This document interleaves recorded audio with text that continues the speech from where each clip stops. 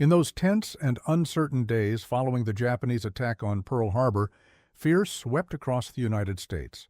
Some Americans believed that Japanese troops might soon storm the beaches of California or march through the streets of Seattle.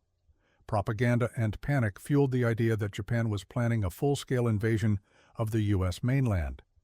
But in reality, such a scenario was far from Japan's actual military objectives or capabilities.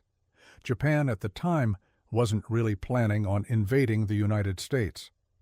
What Japan actually wanted was to dominate Asia and the Pacific. The Japanese wanted to create an empire and take over Asia.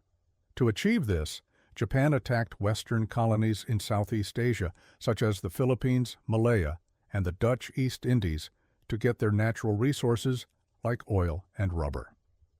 The attack on Pearl Harbor in December 1941 was intended to cripple the U.S. Pacific Fleet and prevent the United States from interfering with their plans, not to pave the way for an invasion of America.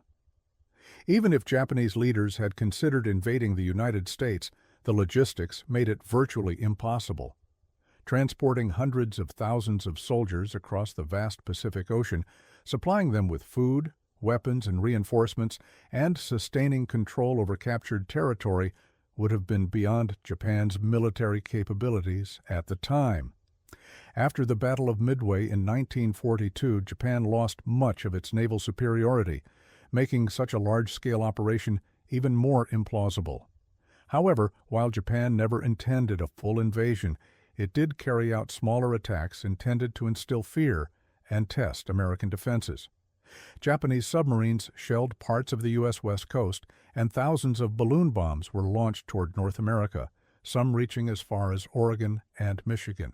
Japan also occupied two small Alaskan islands, Attu and Kiska, in the Aleutians Campaign. These actions were more psychological than strategic and did not reflect a serious plan to occupy American territory. The idea that Japan was planning to invade the U.S. mainland existed more in American fears and wartime propaganda than in Japanese war rooms. Japan's real goals were regional domination and securing vital resources, not conquering distant and powerful nations like the United States. While the war in the Pacific was brutal and far-reaching, an invasion of America was simply not part of Japan's playbook. However, if the Axis powers had won the war, there is no doubt that at some point they would truly consider an invasion of the United States.